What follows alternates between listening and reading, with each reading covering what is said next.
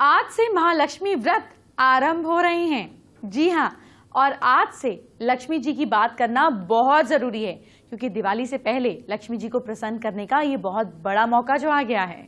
आज शाम होने वाली लक्ष्मी पूजा के बारे में आपको बताऊंगी।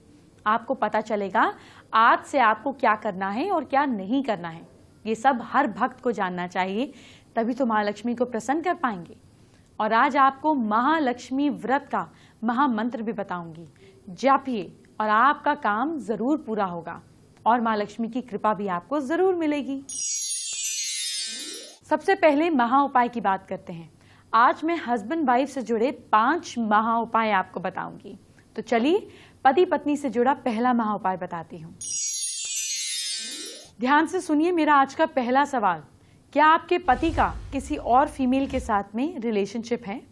अगर किसी फीमेल से आपके हस्बैंड अट्रैक्ट होते हैं या प्यार कर रहे हैं, तो आपको ऐसे में क्या करना चाहिए? आपके लाइफ में ऑटोमेटिकली थोड़ी दिक्कत रहेगी, झगड़े रहेंगे। ऐसे में हर संडे को अपने घर और साथ साथ अपने बेडरूम में गूगल की धुनी देनी चाहिए। धुनी देने से पहले मन ही मन आपको दूसरी फीमेल का नाम लेकर प्रार्थना करनी चाहिए कि आपके पति उनके प्रभाव से मुक्त हो जाएं। जल्दी ही उन दोनों का आपसी संबंध टूट जाएगा। आज से महालक्ष्मी व्रत है। आपको आज शाम को कैसे पूजा करनी है ताकि महालक्ष्मी प्रसन्न हो और आप पर कृपा बरसाएं, आपको ये सारी बात बता देती हूँ। आपके बहुत काम आएगी। आज हाथी पर विराजी हुई मां लक्ष्मी की पूजा करते हैं। जी हाँ, शाम के समय शुद्धता पूर्वक घर के मंदिर में एक चौकी पर लाल कपड़ा बिछाकर उस पर केसर मिलल चंदन से अष्टदल बनाकर चावल रखकर कलश रखिए। कलश के पास हल्दी से कमल बनाकर उस पर माता लक्ष्मी की मूर्ति प्रतिष्ठित कीजिए। मिट्टी के हाथी बाजार से लाकर घर में आप उनको अच्छे से रखें। आप चाहें तो सोने के आभूषण से सजाएं या गोल्डन पेंट से सजाएं। नया खरीदा सोना हाथी भी घर पर रख सकते हैं, पर यह सबके बजट के ऊपर डिपेंड करता है। माता लक्ष्मी की मूर्ति के सामने श्री यंत्र भी रखें। कमल के फूल से पूजन करें। सोने चांदी के सिक्के, मिठाई और फल भी रखें। इसके बाद माता लक्ष्मी के 8 रूपी इन मंत्रों के साथ कुमकुम, चावल, फूल चढ़ाते हुए पूजा करें। ओम आद्य लक्ष्मी नमः, ओम विद्या लक्ष्मी नमः, ओम सौभाग्य लक्ष्मी नमः, ओम अमृत लक्ष्मी नमः, ओम काम लक्ष्मी नमः, ओम सत्य लक्ष्मी नमः, ओम भोग लक्ष्मी नमः, ओम योग लक्ष्मी नमः। इसके बाद धूप और घी से दीप से पूजा करें, मिठाई या भोग लगाएं और महालक्ष्मी जी की आरती करें। बात करते हैं आज के दूसरे महा उपाय की। अपने जीवन साथी से अगर आपके रिलेशनशिप अच्छे नहीं चल रहे, बन नहीं रही है, तो डॉल्फिन मछलियां अपने जीवन साथी को भेंट दें। इससे आपकी मैरिड लाइफ में बहुत ही ज्यादा एक प्लेफुलनेस आएगी, एक जॉय आएगा। जैसे डॉल्फिन खेलती है पानी में, ऐसे ही खुशनुमा आपका जीवन हो जाएगा। शर्तिया ये जो डॉल्फिन है, ये ईस्ट और नॉर्थ ईस्ट के बीच अपने घर में रख दें और ये गिफ्टेड होनी चाहिए। आप चाहें तो ऐसी फोटो भी लगा सकते हैं। इससे आपको परफेक्ट रिजल्ट्स मिलेंगे। आप एक काम और कर सकते हैं, आप मैंडरिन डक्स, ये भी आपको गूगल से प्रिंट आउट मिल जाएगा, या वो जो डक्स होती हैं जिनकी बीक से बीक जुड़ी होती है, इसको साउथ वेस्ट में रखने से भी रिलेशनशिप में मधुरता आती है। आज से महालक्ष्मी व्रत है। आपको क्या करना है और क्या नहीं, कुछ जरूरी बातें बता रही हूँ। अभी बहुत वक्त बचा है, कोई गलती नहीं कीजिएगा। महालक्ष्मी व्रत के दौरान शाकाहारी भोजन करें। पान के पत्तों से सजे कलश में पानी भरकर मंदिर में रखें। कलश के ऊपर नारियल रखें। कलश के चारों ओर एक लाल धागा बांधें और कलश को लाल कपड़े से अच्छी तरह से सजाएं। कलश पर कुमकुम से स्वास्तिक बनाएं। स्वास्तिक बनाने से जीवन में पवित्रता और समृद्धि आती है। कलश में चावल और सिक्के डालें। उसके बाद इस कलश को महालक्ष्मी के पूजा स्थल पर रखें। कलश के पास हल्दी से कमल बनाकर उस पर माता लक्ष्मी की मूर्ति प्रतिष्ठित करें। मिट्टी का हाथी बाजार से लाकर घर में बनाकर उसे सोने के आभूषण से सजाएं। नया खरीदा सोना हाथी पर रखने से पूजा में विशेष लाभ मिलता है। माता लक्ष्मी की मूर्ति के सामने श्री यंत्र भी रखें। कमल के फूल से पूजन करें। सोने चांदी के सिक्के, मिठाई और फल भी रखें। इसके बाद माता लक्ष्मी के 8 रूपों से इन मंत्रों के साथ कुमकुम, चावल और फूल चढ़ाते हुए पूजा करें। इन 8 रूपों में से मां लक्ष्मी की पूजा करें। श्री धन लक्ष्मी माँ, श्री गज लक्ष्मी माँ, श्री वीर लक्ष्मी माँ, ऐश्वर्य लक्ष्मी माँ, श्री विजय लक्ष्मी माँ, श्री आदि लक्ष्मी माँ, श्री धान्य लक्ष्मी माँ और श्री संतान लक्ष्मी माँ। महालक्ष्मी व्रत की बात तो हम करेंगे ही, लेकिन आज राधा अष्टमी भी है। ये दिन आपके लिए बहुत अहम है। आपको आज क्या करना है वो मैं बताती हूँ। राधा अष्टमी के दिन शुद्ध मन से व्रत का पालन किया जाता है। राधा जी की मूर्ति को पंचामृत से स्नान कराते हैं। स्नान कराने के बाद उनका श्रृंगार किया जाता है। राधा जी को सोने का या फिर किसी दूसरे मेटल की बनी हुई सुंदर मूर्ति के विग्रह में स्थापित किया जाता है। दोपहर के समय श्रद्धा और भक्ति से राधा जी की आराधना की जाती है। धूप दीप से आरती करने के बाद भोग लगाया जाता है। कई ग्रंथों में राधा अष्टमी के दिन राधा कृष्ण की मिलाकर रूप से पूजा की बात कही गई है। इसके मुताबिक सबसे पहले राधा जी को पंचामृत से स्नान कराना चाहिए और उनका विधि से श्रृंगार करना चाहिए। इस दिन मंदिरों में 27 पेड़ों की पत्तियां और 27 ही कुओं का जल इकट्ठा करना चाहिए। इसके साथ साथ 1.25 मन दूध, दही, शुद्ध घी से आपको मूल शांति करानी चाहिए। आखिर में पंचामृत से वैदिक मंत्रों से आपको शाम इस मंत्र का अभिषेक किया जाता है। आप इतने से दूध से कीजिएगा प्लीज। ये तो पहले की बात थी, आज के समय में दूध है कहाँ। लोगों को दान कीजिए अगर एक्स्ट्रा है तो, प्लीज भाइये नहीं।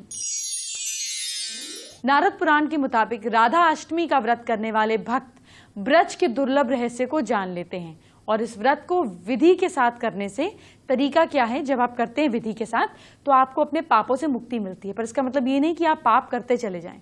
ब्रज और बरसाना में राधा अष्टमी भी जन्माष्टमी की तरह बड़े त्योहार की तरह मनाई जाती है। अब आप एक बात और सुनिए, वृंदावन में भी ये उत्सव बड़े ही उत्साह के साथ मनाया जाता है।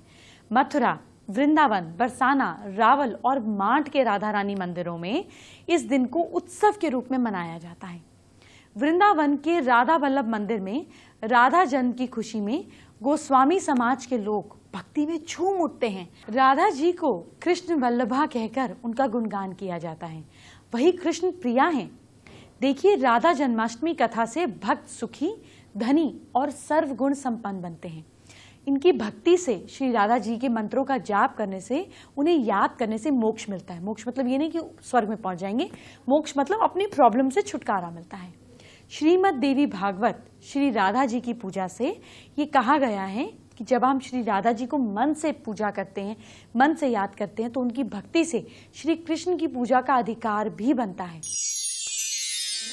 चलिए बात करते हैं आज के तीसरे महाउपाय की। अगर आपकी बेटी की शादी में देरी हो रही है, बेटी की शादी नहीं हो रही है, तो ये बहुत टेंशन की बात है। ऐसे में आप उसे अपने घर के नॉर्थ वेस्ट डायरेक्शन में सुलवाइए। अगर बेडरूम नहीं है तो नीचे गद्दा लगकर सुलाइए। इस उपाय को करने से शादी में कहीं ना कहीं जो रुकावट आती है वो दूर हो जाती है। नॉर्थ वेस्ट जो डायरेक्शन है ये चंद्रमा की डायरेक्शन है और चंद्रमा स्थिर नहीं होता और फीमेल ग्रह को रिप्रेजेंट करता है। यहाँ जब आपकी बेटी सोती है तो उसकी लाइफ में मूवमेंट आती है और अब मूवमेंट तो शादी से ही आएगी, तो ये इलाज, ये उपाय हमेशा काम करता है। वक्त हो गया है एस्ट्रो स्पेशल का। ये वो बात है जो आपके पास सीधा मुझसे पहुंचती है। क्या है आज की स्पेशल टिप, झटपट जानिए। देखिए, क्योंकि आज हम महालक्ष्मी पर बात कर रहे हैं तो आपको एक खास टिप उन्हीं पर देती हूँ। महालक्ष्मी का हाथी यानी कि आपको ऐरावत का जो हाथी है उसको कहा गया कि वो सारी इच्छाएं पूरी करने वाला हाथी है। अब खास बात यह है कि लोगों के घर जब हम जाते हैं, देखते हैं लोगों के घर में सूंड ऊपर वाला हाथी होता है। सूंड ऊपर वाला हाथी जो है वो रिबेल होता है, मन मौजी होता है और खर्चे बढ़ा देता है। या तो आपके हाथी की फोटो ऐसी होनी चाहिए जिसकी सूंड ऊपर हो और उसमें से सिक्के बरस रहे हों। अगर मूर्तियों में ये पॉसिबल नहीं है तो सूंड नीचे वाला हाथी रखिए। इस पर काबू पाना आसान है। याद रखिए, हाथी यानी कि राहु और सूंड ऊपर वाला हाथी मतलब कि राहु बेकाबू। तो ऐसे में सोच बेकाबू, खर्चे बेकाबू, किस्मत बेकाबू। तो या तो हाथी के ऊपर महावत हो, तब तो सूंड ऊपर कोई बात नहीं, या उस पर मां लक्ष्मी विराजमान हो, या आइडियल सिचुएशन है। सूंड ऊपर वाले हाथी के मुंह से सिक्के गिर रहे हो, ये भी परफेक्ट सिचुएशन है। या फिर सूंड नीचे वाला हाथी हो पर उसका दायां पैर आगे हो, ताकि हाथी स्थिर ना हो, मूवमेंट वाला हो। इस तरीके का हाथी अगर आप घर में रखते हैं तो शुभ है, वरना अशुभ है। ऐसे हाथी को ही स्थापित करें, तभी आपको मां लक्ष्मी के फेवर्स मिलेंगे। चलिए अब आपको आज का चौथा महाउपाय क्या है ये बताने का वक्त आ गया है। मैरिड लाइफ खुशहाल अगर नहीं चल रही है तो आपको क्या करना चाहिए? मंगल दोष की वजह से पति पत्नी में नहीं बनती है। तो देखिए, मंगल ग्रह को ग्रहों का सेनापति माना जाता है और किसी की कुंडली में अगर मंगल ग्रह का दोष है तो उसका नेचर हमेशा चिड़चिड़ा रहेगा, जैसे फायर पे रहेगा। किसी को तवे पे बिठा दो तो वो कितना चिड़चिड़ा हो जाता है। ये लोग ऐसे ही चिड़चिड़े हो जाते हैं, बात बात पे झगड़ा करते हैं। जिन वाइफ्स को मंगल दोष होता है उनके हस्बैंड घर में बाद में घुसते हैं, वो पहले ही फोन पे कंप्लेंट करना शुरू कर देती है। आदमी का मन करता है बाहर भाग जाए। ऐसे में आपको करना क्या है? लाल फूल डालकर शिव जी को अर्पित करना है। इससे आपकी जो ऑपोजिट पार्टनर हैं उनके नेचर में एक रिलैक्सेशन आएगा और हो सके तो आसन पर बैठकर शिव जी के मंत्र का जाप भी करें, ये ठंडक देगा। मंत्र है ओम नमो भगवते रुद्राय। 15 दिन तक ये उपाय करें, आपको डिफरेंस खुद ही दिखेगा। मुझसे कई दर्शक पूछते हैं कि उनके कितने बच्चे होंगे, बच्चे होंगे भी या नहीं, क्योंकि महालक्ष्मी का एक रूप संतान लक्ष्मी भी है। तो मैंने सोचा आपको बताया जाए कि आपके हाथ पर कहाँ है आखिर संतान रेखा। आपको पता होगी, गौर से देखेंगे तो क्लैरिटी तो मिल पाएगी। समुद्र शास्त्र में बताया गया है कि हथेली में सबसे छोटी उंगली के नीचे दिखने वाली खड़ी रेखाओं को और अंगूठे के नीचे के शुक्र पर्वत, सुनिए, सबसे पहले ये उंगली ये है, इस पर यहाँ पर यूं लाइंस होती हैं, एक वो आपकी शादी की रेखा होती है, उसको भूल जाइए। यहाँ पे जो खड़ी लाइंस होती हैं, जो क्लैरिटी वाली होती है, यहाँ से भी संतान देखा जाता है। और शुक्र पर्वत पर ये आपके अंगूठे का जो सबसे नीचे का पार्ट है, यहाँ पर ऐसी चेन बनी होती है ना, ये जो क्लैरिटी वाले सर्कल्स होते हैं, यहाँ से भी आपका बेबी देखा जाता है। तो ये जो ये रेखाएं होती हैं, यहाँ पर कई बार सीधी रेखाएं भी होती हैं, ऐसे शुक्र पर्वत को टच करती है, इससे भी कई लोग देखते हैं। तो इसको अगर हम कैलकुलेट करें तो इससे संतान रेखा की पूरी इंफॉर्मेशन आपको मिल सकती है। लेकिन कई बार ऐसा हो जाता है कि आपके हाथ में अगर भगवान ना करे कोई मिसकैरेज हो या आपको ये अबॉर्शन कराएं, तो इस तरह की चीजें भी हाथ में रिफ्लेक्ट कर जाती हैं। पर ये कोई एक्सपर्ट ही बता सकता है। बट बेसिकली मैं आपको ये बताना चाह रही हूँ कि हमारे हाथ पर होता है कि कितनी संतानें होंगी, कितनी संतानों की संभावनाएं हैं वो हो सकती हैं, और कौन सी संतानें हुई ये भी होती है। तो आपकी इस एरिया पर संतान रेखा से आपको इंफॉर्मेशन मिल सकती है। एंटरटेनमेंट की बात हम बाद में करेंगे, पहले आपके कल को ठीक करते हैं। क्या करना है आपको कल अपनी राशि के हिसाब से कि कल का दिन हो बहुत अच्छा, झटपट जानिए। सबसे पहले मेष राशि की बात। मेष राशि के लोग, कल आप धरती को और हरा बनाएंगे, यानी कि कल आप केले का पेड़ लगाएंगे और आपका दिन बहुत अच्छा रहेगा। लक आपका साथ दे रहा है कल के दिन 69%। वृश्चिक राशि के लोग, विष्णु जी की पूजा कल करनी है, घर में, ऑफिस में, गाड़ी में, कहीं पर भी कर सकते हैं। लक आपको सपोर्ट कर रहा है कल 71%। मिथुन राशि के लोग, जेमिनाइज, कल आपको गाय की सेवा करनी है, कुछ खाने पीने को देना है, और भाग्य आपका साथ दे रहा है कल 68%। कर्क राशि के लोग, कल हल्दी का तिलक लगाएं, गुड न्यूज मिलेगी। लक आपको सपोर्ट कर रहा है कल 66%। सिंह राशि के लोग, कल गरीबों को कपड़े दान में दीजिए, भाग्य आपका साथ दे रहा है कल 72%। कन्या राशि के लोग, आपको अपने गुरु की सेवा करनी है या कम से कम उनके आगे हाथ जोड़ने हैं, भाग्य आपका साथ दे रहा है कल 63%। तुला राशि के लोग, कल समय निकालकर मंदिर, मस्जिद, गुरुद्वारा, चर्च, जिसको भी मानते हैं उसके दर्शन कर आइए, भाग्य आपका साथ दे रहा है कल 67%। वृश्चिक राशि के लोग, कल दही खाकर घर से निकलिए, अगर दिन को अच्छा बनाना है तो ये काम कीजिए। लक आपको सपोर्ट कर रहा है कल के दिन 55%। धनु राशि के लोग, कल अपने पेरेंट्स की, अपने पिता की खास तौर पे सेवा कीजिए या उनसे बातचीत कीजिए, किस्मत आपका साथ दे रही है कल 58%। मकर राशि के लोग, कल मंदिर में पान का पत्ता रखें, आपकी प्रॉब्लम छूट जाएगी, भाग्य आपका साथ दे रहा है कल 52%। कुंभ राशि के लोग, कल शाम को घर में दिया जलाएं, लक आपको सपोर्ट कर रहा है कल 56%। और मीन राशि के लोग, कल कोई बड़ी डील ना करें, उस पर और स्टडी करें, किस्मत आपका साथ दे रही है कल 55%। फेसबुक पर अनिल ने हमारे साथ अपनी समस्या शेयर की है। अनिल बच्चे की पढ़ाई में सफलता के बारे में उपाय जानना चाहते हैं। बच्चे की पढ़ाई के लिए बेस्ट है कि बच्चे के आज्ञा चक्र को एक्टिव किया जाए। ऐसे में अगर बच्चा 15 साल से छोटा है तो किसी भी तिलक का इस्तेमाल ना करें। 15 साल से ऊपर है तो आप तुलसी के पत्तों को रगड़कर सुबह सुबह बच्चे को तिलक लगा सकते हैं।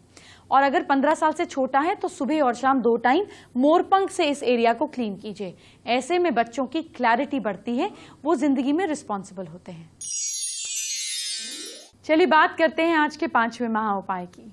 देखिए, अगर कुंडली में ऐसे दोष हैं कि आपकी शादी के बाद आपके पार्टनर की तबीयत खराब रहती है, तो ऐसे में इसकी कई बार वजह होती है। आपको किसी भी ज्योतिषी से एक्चुअल इसकी रीजन पूछना चाहिए, कौन सा प्लैनेट प्रॉब्लम कर रहा है। अगर मंगल की स्थिति खराब है, कोई आपको कह देता है, तब आप इस उपाय को ठीक कर सकते हैं। उपाय क्या है, अब ये जान लीजिए। आपके पार्टनर की सेहत एकदम ठीक हो जाएगी अगर ये करेंगे। हर रोज सुबह शिव जी को तांबे के लोटे से पानी अर्पित करें। जल चढ़ाने के बाद ओम हौ जू सह इस मंत्र का जाप करें। थोड़ा सा जल बचा लीजिए और फिर इसे प्रसाद की तरह ग्रहण करिए। देखिए, सारी बीमारियां दूर होंगी, लेकिन डॉक्टर की सलाह जरूर लीजिए। डॉक्टरी इलाज मस्ट है। कल है बुधवार, गणेश उत्सव में पड़ रहा इकलौता बुधवार, तो जाहिर है कल गणपति जी की बात होगी। आपके घर परिवार पर गणपति जी की कृपा कैसे बरसेगी ये जानेंगे।